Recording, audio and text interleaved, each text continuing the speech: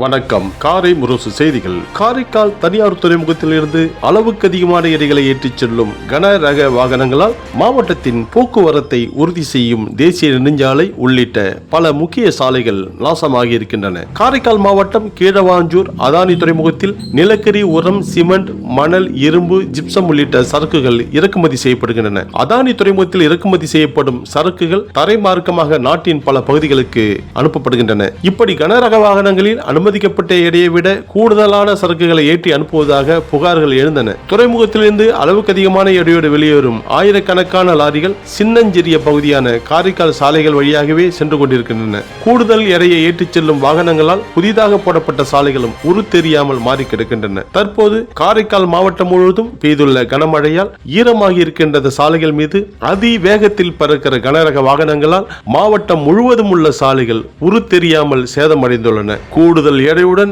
அதிவேகத்தில் செல்லும் வாகனங்களால் சாலை விபத்துக்கள் அன்றாட காட்சிகளாகவும் விரிந்துள்ளன. நேற்று அதிக எடையுடன் துறைமுகத்தில் இருந்து அரியலூர் சிமெண்ட் ஆலைக்கு சென்ற லாரி ஜிப்பர் மருத்துவமனை அருகில் பள்ளத்தில் உருண்டது. லாரியை மீட்கும் பணியால் காரைக்கால் திருச்சி சாலை மார்க்கத்தில் போக்குவரத்து பாதிக்கப்பட்டது. அதிக எடையை ஏற்ற வசதியாக கனரக வாகனங்களின் பக்கவாட்டில் கூடுதலாக இரும்பு தகடுகளை பொருத்தி எடையை ஏற்றிச் செல்வதும் தெரிய வந்துள்ளது. இதையறிந்த தனியார் துறைமுகம் கனரக வாகனங்களில் அளவோடுதான் எடையினை ஏற்றிச் செல்ல வேண்டும் என இறக்குமதி நிறுவனங்களுக்கு கட்டுப்பாடுகளை விதித்திருந்தது. இருந்தும் துறைமுகத்தில் உள்ள இறக்குமதி ஒப்பந்ததாரர்களை சமாளித்து தமிழகத்தில் இயங்கும் பிரபல தனியார் நிறுவனங்கள் அளவுக்கு அதிகமான எடைகளை கொண்டு செல்கின்றன. அளவுக்கு அதிகமான எடையுடன் துறைமுகத்தில் இருந்து வெளியேறும் கன ரக வாகனங்களை காரைக்கால் சாலை போக்குவரத்து துறை அதிகாரிகள் ஆய்வு செய்தாலே போதும். காரைக்கால் மாவட்டத்தில் இருக்கிற சாலைகளையாவது காப்பாற்ற முடியும் என பொதுமக்கள் கோரி வருகின்றனர். பொதுமக்களின் அவலக்குரல் புதுச்சேரி சாலை போக்குவரத்து அதிகாரிகளின் செவிகளை எட்டுமா? காரை முரசு செய்திகளுக்காக புலனாய்வு பத்திரிகையாளர் தம்பி மாரிமுத்து.